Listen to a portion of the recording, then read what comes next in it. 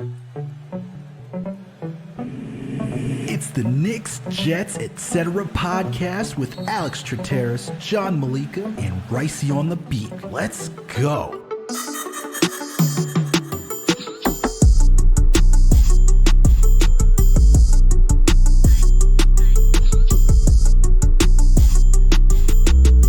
Raisi K, the Raisin Man.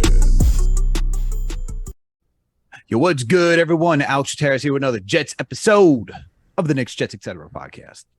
With me, as always, my buddy, of course, pal, the man with the plan, the one and only John Meleka, and who's also always with us, the one and only video producer Greg. That's right. We got all of us here today. Why? Because earlier this week, we talked about potential cuts. And of course, some of them were right, some of them were wrong. So we got to clean it up, dissect it, carve it, figure it all out. That's why we're here today. But before we get into that, you already know the drill. If you listen to this podcast and you haven't already done so, please make sure to subscribe. We're on all audio listening platforms. We're on Apple, Spotify, Google Play, Amazon, Alexa, Stitch, you name it. We are there. If you listen to us on Apple or Spotify, please make sure to give us that 5-star rating. And if you listen to us on Apple, please make sure to leave a review or comment.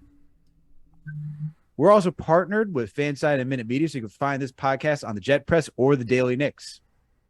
We also got that YouTube page. Knicks coming, Jets coming, ETC period, right? No one writes out, etc. That shit's wild. Find the page, subscribe, hit that notification bell. That way you know when a new episode drops. When you watch a video, hit the like button, add to the conversation by leaving a comment. We want to hear your thoughts and opinions. Come on, people. You got a lot of Knicks comments, but we need to hear your Jets comments too. We know you're watching. We know you're tapping in. Let us know. Let us know what you think. Reach out, all right? Add us on Twitter. I know you guys like to add us on Twitter. You can also leave a comment on the YouTube page. But while you're also over at that YouTube page, you got to make sure you check out Winning Picks Weekly. John, video producer Greg, and our guy and co-host Chip Murphy. These guys go through every sport for sports gambling. If it's NFL, college football, MLB, NBA, PGA, you name it. These guys got you covered. If you need to put money down on the line, go check these guys out. And then last and certainly not least, please make sure to follow us on all social media platforms. We're on Facebook, Twitter, Instagram, TikTok, you name it. We are there. John, Greg, my guys, we're back. We got a third episode this week. You know what that means? That means we're getting closer to the season. Because when it gets closer to the season, so back. Football is so back. When we're dropping 3 episodes a week, that means we're back rolling. We're back rolling. Things are full steam ahead. We had a nice offseason between the Knicks and the Jets. So now we're getting back into football season. Gotta make sure. Go check it out. Up to date. Check out Winning Picks Weekly. Greg and I, we just did the AFC preview. That's out. NFC preview coming out. College and NFL week 1. It's coming out soon also. Definitely check it out on the YouTube. It'll be there first. And then obviously like and subscribe to the Apple and Spotify, like Alex said. But yo, dude, I'm hyped, dude. We've been talking about every team, all the roster spots. I mean, the best part about watching college football, besides the fact that it's college football and it's really fun and it gets really exciting, is because we get to know and love these players, right? And it becomes easier for the draft process. And now on cut day, I'm like freaking out that Wyatt Davis is cut, and then Chaz Surratt is now a Jet. What I was yelling about, Slack is going off. This man's like, this guy's cut, this guy's staying, this guy's cut, this guy's back. It's like John's at the stock market saying buy, sell. That's literally what's happening in the Slack channel. It's crazy, absolutely bonkers. Shout out to Richie over at Jets Media. Like he was live yesterday for like 5 hours. Today he was live for like 2.5. And we're all going through it together. Like, cut by cut. Tweet by tweet, honestly. That's where the news comes from. So it's been fun, man. And some disappointing news, coming out of one Jets drive, and some pretty optimistic news, with the fact that 7 of our players got picked up, dude. 7 off waivers. Like that's a lot. Like I mean, obviously it was the most this year, but I mean, it's a testament, because people make fun of us, right, when we're like joking around about the end of this roster, especially me, right? People like always hate on me, like, well, the 53 to 60. Yeah, of course I know these guys, and apparently other teams do too. So there's some optimism here, but of course there's some disappointing news, which we'll get into, like, Pinnock and the Giants and Tony Jefferson. Kind of annoying that they went to the Giants, but it is what it is. Happens, man. It happens. You know what it is. But hey, even though we lose guys, we got some of them back. That's a good thing. Not everyone was gone, but we understand that as contractually, we got to get guys on the practice squad. That's why these things happen. So in the moment, everyone's losing their gasket. But now we got guys back. So how do you want to start this, man? What direction you want to start? Do you want to talk about the offense, or defense, guys who were re-signed, guys who we lost? How do you want to carve this thing up?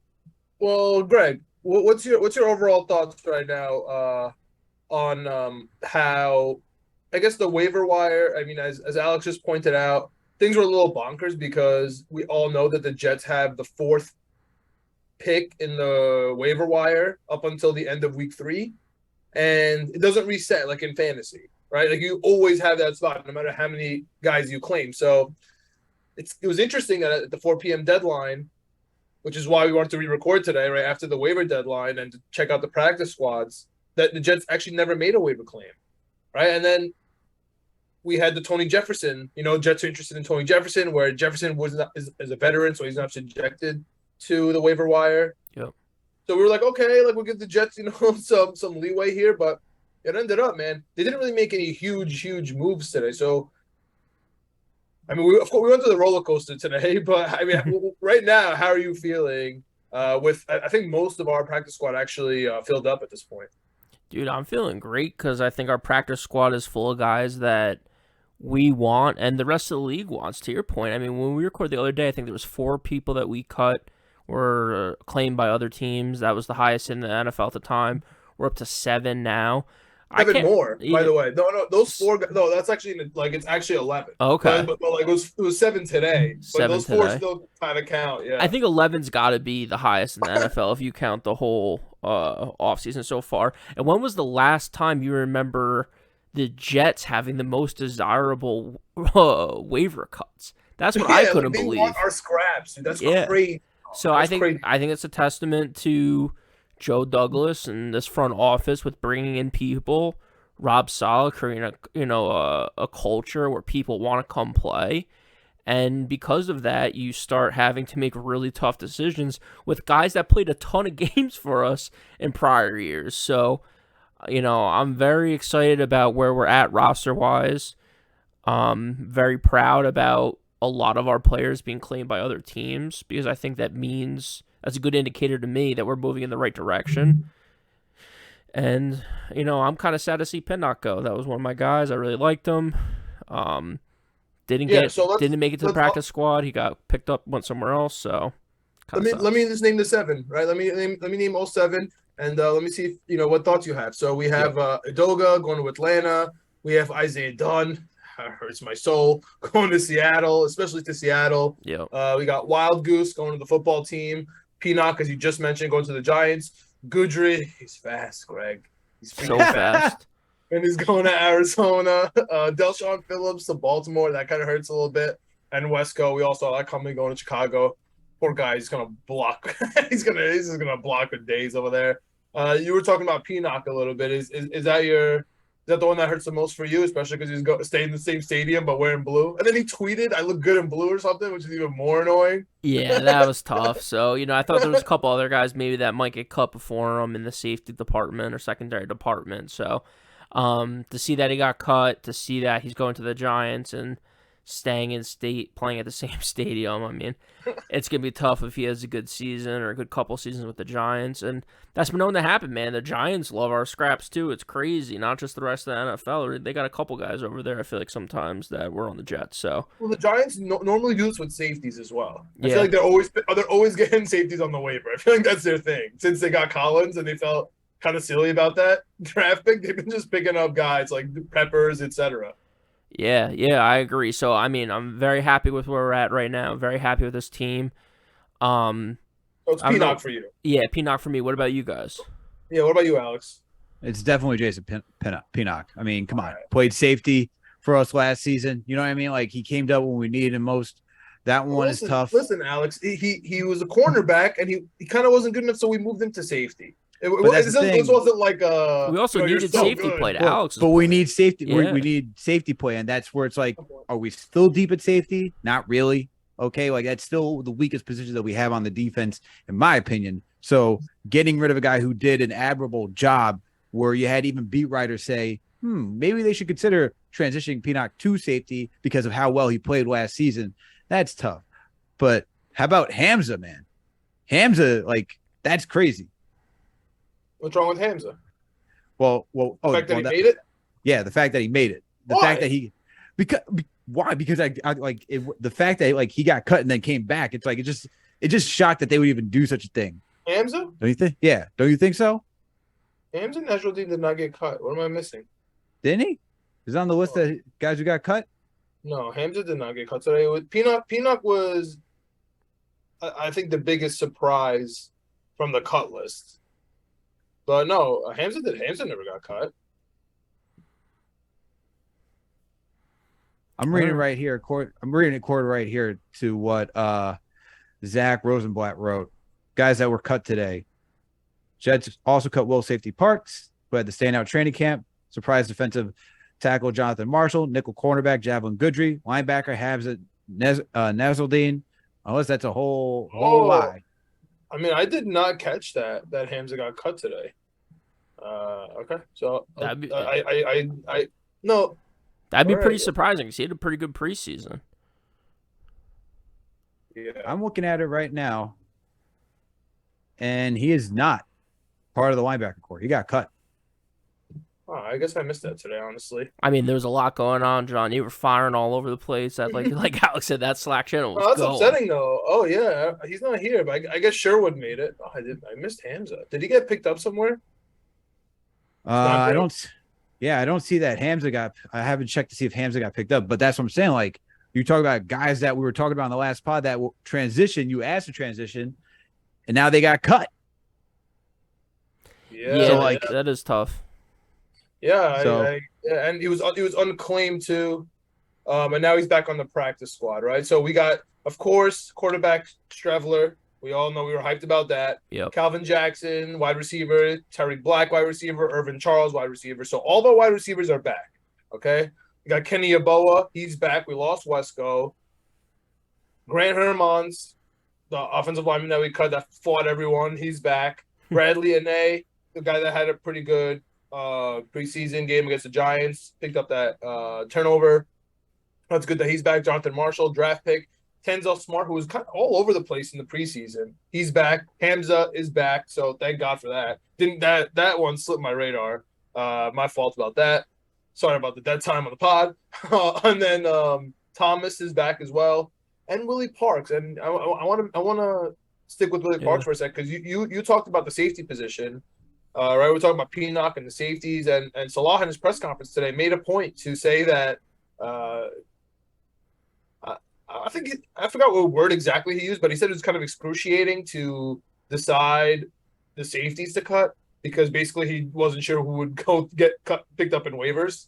And obviously they were right. You know what I mean? Like they're not BSing because 7 of our guys got picked up today. But Will Parks, he's back. So the only person we really lost was Pinnock. It's interesting. You know what I think that's a and by the way, Riley is one of the safety waiver wire from the 4 that Greg was talking about before. Yeah. So it's pretty interesting, right? We're sitting here talking about lack of safety depth. Apparently, everybody thinks we have good safety depth, so they like that kid Tony Adams out of Illinois. It's like the linebacker depth, right? It's like you think we have good. That's what I'm saying. I mean, the thing we have such good linebackers at Hampton on the practice squad. I mean, listen, Quan Alexander had a really good game, Alex. Quincy Williams is now the backup. I don't care what anyone says. I don't care what chart you look at. I don't care. When we play the game, it's going to be Quan and CJ.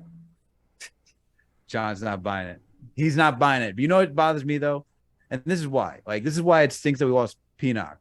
Because he's done a better job than one Ashton Davis. Okay, here's the thing. What if Alex, and you're a proponent of this, what if the extra credit here is that he's really good in special teams? And I Doesn't think buy that. I think that's what it is, because I think that's what either Rob Saleh or Joe Davis, I just watched both their press conferences back to back, talking about the safeties, said it really came down to special teams play because there were so many options for them. They all felt pretty good about everyone they had in that room. So special teams was a huge factor. How big of how much better is Ashton Davis special teams than Pinnock?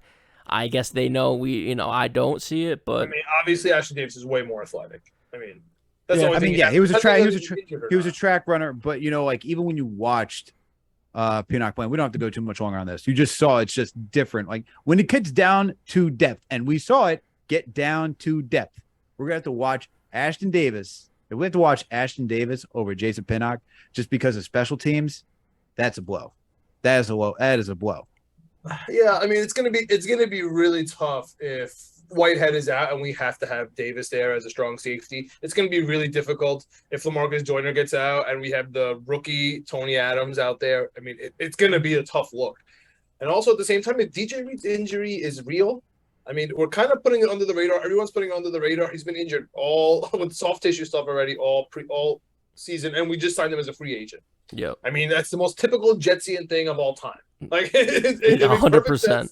It makes perfect sense that the guy we just signed for a lot of money because he's the coach's friend doesn't play because he's injured, and we just don't talk about it. We just kind of, like, oh yeah, sounds good. Everybody else is good. Yeah, Talking too much about it right now.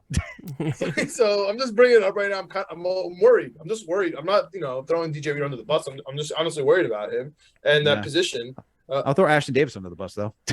Dude, we're gonna have to rely on him, so he better be good. And I trust his coaching staff, dude. I really do. I trust their evaluation. One thing is Justin Hardy. He's been on the chop block, but our special teams guy, Boyer, apparently was banging his fists on the table. Was the hyperbole given to us? So he's staying. But what's interestingly enough, if you remember us talking about Craig James, the DB, the Eagles special teams guy, another gunner who we had for a couple weeks during this offseason, cut him. He's back on our practice squad. So they're both around. That's fun. We have a backup for him. That's cool. Vinny Curry, he looks like he's going to be on. He's going to be out for 4 games on the injured reserve list. So he's probably eligible to come back after week 6 or after week 4. But they have an extra 2 weeks to see how he's doing. But it looks like we're going to add another roster spot there. So I wonder if maybe Hamza comes back. You know what I mean? And kind of closes up that linebacker spot. I wonder. They talked about strategy about who they thought would get picked up off waivers. So that's what they were scared of. You know what I mean? I still think it's really interesting that they don't pick anybody up. And the way the waiver wire works is when you pick somebody up, you have an hour to cut somebody. So it's not like you have to clear it first in order to pick somebody up. Like you have to wait until it actually gets accepted. So I'm curious. I'm really curious as to why they didn't put anyone in. Obviously, they see something that we don't. But this roster looks so thin now. We've been staring at it like 85 guys for so long, and it looks so thin now. I'm glad that the practice squad is at 16. But before we move to the offense, I guess the last notes on the defense here is that Jermaine Johnson looks like he's going to be a rotation guy for now. He's not going to be that bona fide starter that we're looking for necessarily. He's probably going to be the starters is probably going to be Carl Lawson, John Franklin Myers, Q Will, and Bryce Huff. Yep. That's going to be the 4. And then behind them will be Jacob Martin, Thomas, Rankins, if he's hopefully good, and then Jermaine Johnson.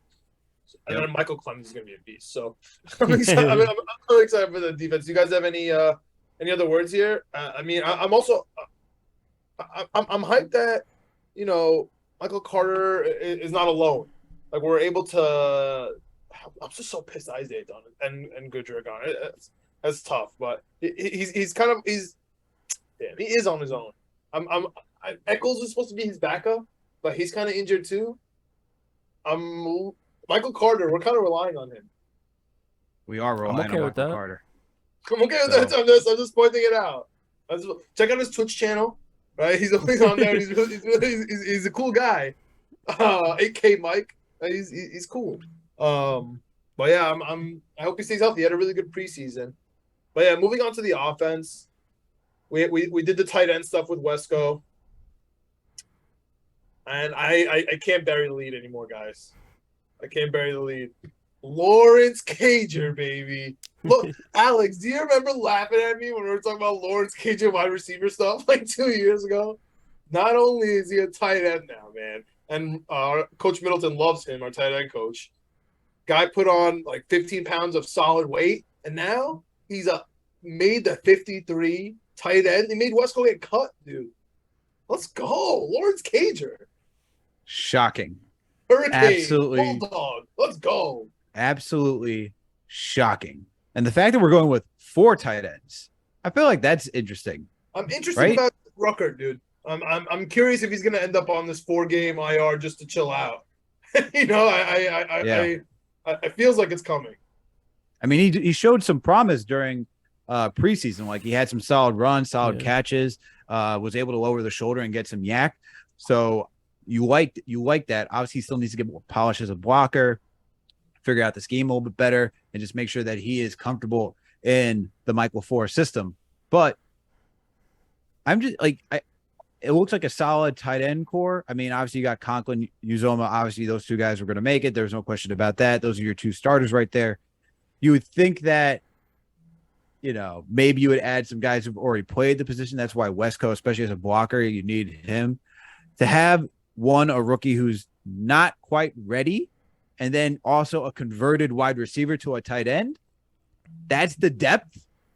That's confidence, baby. That's the confidence. Confidence is the right word. That is confidence in the coaching staff. Last episode, we were literally here like, okay, it can't be Bowden and Wesco on this team. Maybe they'll just keep one. And we were arguing for like 3-4 minutes about which one to keep and which one would be more neither. They got both of them. We don't need you guys. We're good. So it's really interesting, man. We're running the no fullback system.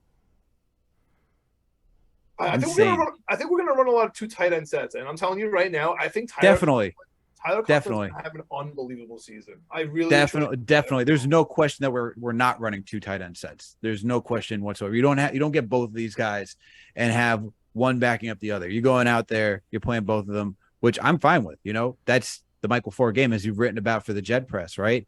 Getting those short intermediate routes, getting guys out there quickly, using your tight ends to do so. That's it.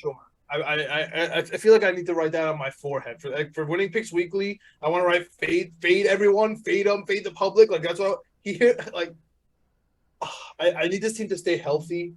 I'm kind of glad that Tico is not on his team. We cut Tevin Coleman. It doesn't look like he's on the practice squad yet. Yeah, let's get into that. Let's get into that. I want to get into the running backs because this is actually very, very interesting. Very, very interesting.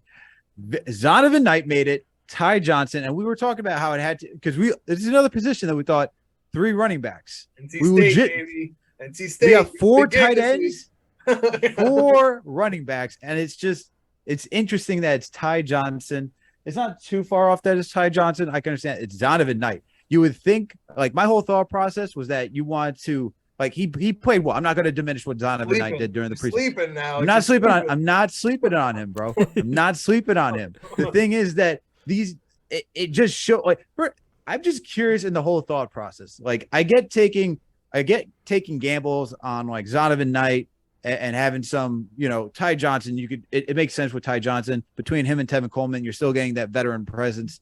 They essentially said, even though Coleman knows our playbook, we need to go with a little bit more youthful guy who can still play and that's not always injured, and that's one Ty Johnson. I get that. I'm just curious because it's just like you choose like we go back between Ashton Davis. I harp on this because it's like we need talent and depth. And that's Zonovan Knight. That's Zonovan Knight. All pro more than anything in the whole world, just for you. Like just for you. I need him to be good. Not for the Jets, not for me, just for you, dude. He's been driving me nuts since the minute we drafted him. There was promise and he hasn't done anything, bro. He got injured, hasn't done anything. It's just nonsense. But no, like this makes sense where you're like, all right, young guys showing promise on the field. Boom, got it. Zonovan Knight. We need I would argue we don't even really need that much depth at running back, but still they keep talent. But we do need depth at safety. This is where I'm like, where is the mind? Like they say special teams. I get the special teams need, but how much better on special teams is Ashton Davis? I'm sorry I keep coming back to that, but this is why it's like for the running back situation, just to go back, it seems like I can even argue for Ashton Davis that he still knows the playbook defensively. He's a veteran. That's why they keep him around. Plus the special teams. You would think that same logic would go to Tevin Coleman, but See, here's the doesn't. thing. I'll answer that, and I want to hear what Greg has to say. But for me, it's actually really simple, man. Zonovan Knight would have 100% been picked up off waivers. 100% chance. We would have lost him. We would have never saw Zonovan Knight again. And Tevin Coleman is still available. I mean, honestly, that's all you have to know. That is pure, the most pure logic answer I can give you. But it makes sense. Other than that, Zonovan Knight is just better. Like, he's just so good. Like, as an actual running back, he's just better. I don't know how else to put it. I am so excited about Zonovan Knight. I can't explain it. Like, if anyone's going to be cut here, it better be Ty Johnson. It better not be Zonovan Knight. I'm now that he finally made the 53, he better stay on this 53, unless obviously he plays bad or he gets hurt or something. Nah, for sure. But look, man, before we Wait, Greg, what do you got here? Just back to Robert Saleh's press conference earlier today. He talked about it. He said we kept 4 running backs because all 4 bring something different to the table. And if we can get the best out of all 4 of them for what they bring to the table, we could have one of the best running back cores in the league. So, they all do something a little different. What exactly they do a little different, I'll take Robert Saleh's word for it. I don't know really Zonovan Knight versus Ty Johnson versus Michael Carter, what the real crazy differences between the 3 of them. I kind of view them very similar, and then Breece Hall kind of on his own. As a bigger guy, more powerful back than the other 3, I think are a little bit more shifty. My other big takeaway, kind of a funny thing too, Zonovan Knight, nicknamed Bam. Rob Saleh's calling him by Bam at the press conference, but Sauce can't get a nickname. Sauce is AG or Ahmad. He's the 4th pick. And you got Coach Saleh up there going, Bam's good. Bam, he brings a lot to the table. Bam. I'm like, wait, Coach Saleh, what about Sauce Gardner, the number 1 quarterback in the class right now? Like, what's going on? So I thought that was funny. And then also looking up too, he's Bam Knight on the Jets official website too. Like, that's his name. So I love it. Why? I'm all in. You know probably why? Because everyone has that clip of Saleh going, Sauce. And it's like if he's like, yeah, Sauce is like, who? I feel like he'd be like, all right, guys, I get it. But listen, we got Straffler. Yeah, we do. Back. I'm hyped he's back, dude. I'm actually really happy he's back, especially because the fan base is gonna melt. I can't stand the Jets fan base sometimes. Melting over a 4th-string quarterback. We're cutting Mike White. We're cutting Zach Wilson. Like, everyone, we're having a meltdown right now. Week 1 right around the corner. But the last thing I want to get to, guys, here, and probably the most polarizing topic in Jets land. There's a lot of them. Dude, like, this is for me, like, this is the Knicks, Jets, etc. podcast. Most of us are Knicks fans here, Jets fans. This is the new Frankie Smokes, right? He's the Jets version of Frankie Smokes. And that's Is he really? Yeah, dude. That's the comp?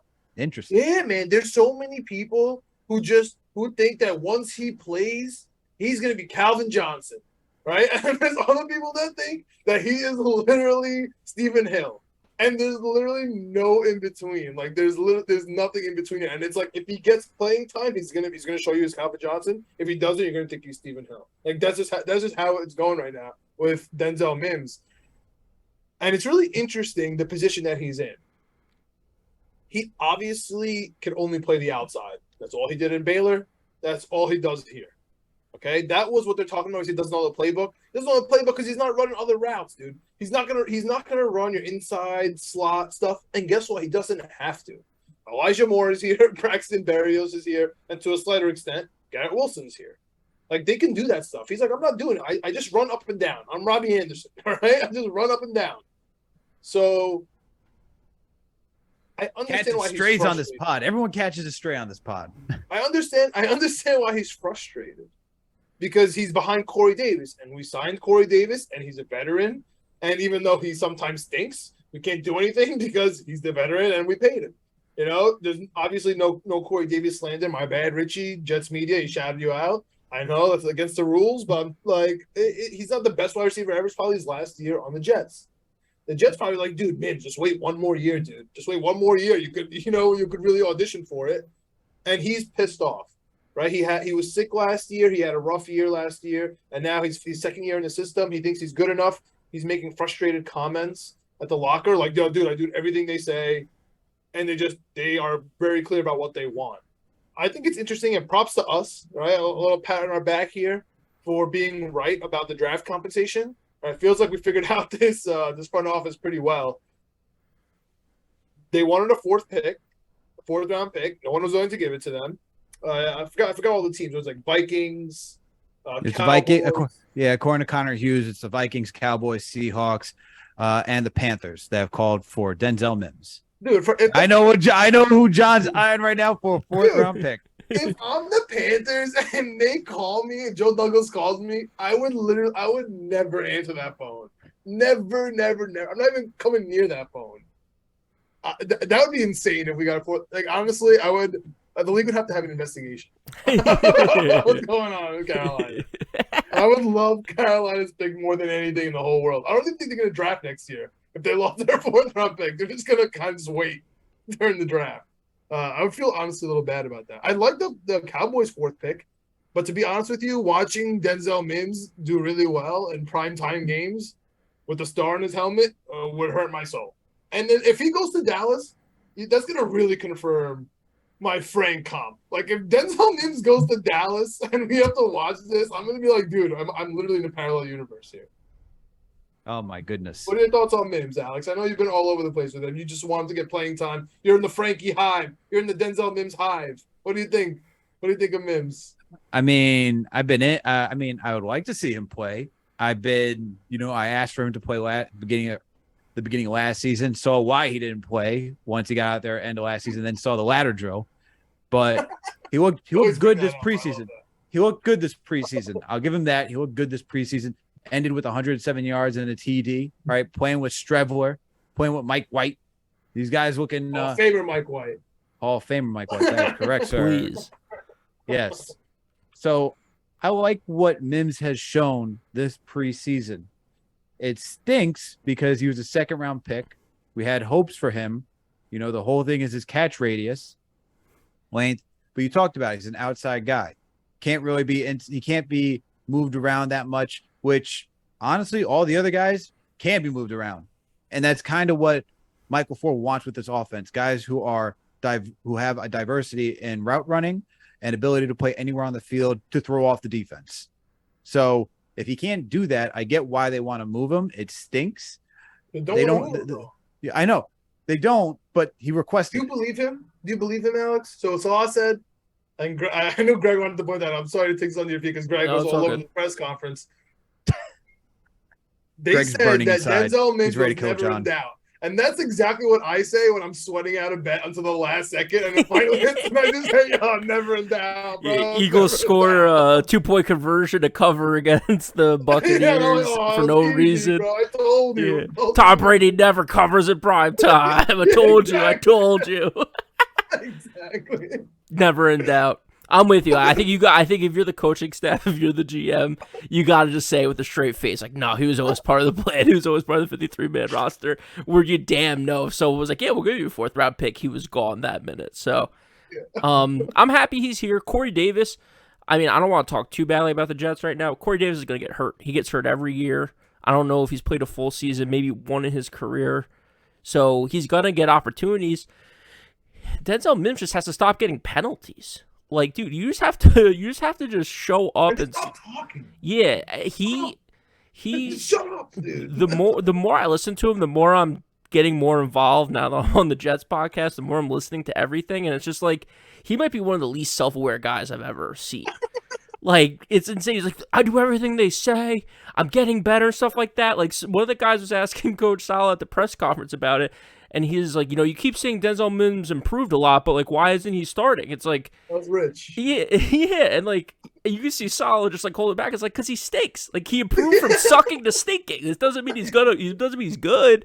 So Yeah, he's our sixth string wide receiver. they were very clear about he's that. behind- He's behind Corey Davis. He's not our sixth string. They're trying to spin zone the crap out of it. Oh yeah. He's Because you behind can't Corey say- Davis. You can't say he's a sixth guy on the depth chart. Yeah. You can't say he's behind Jeff Smith. Then you're like, whoa, guy behind Jeff Smith.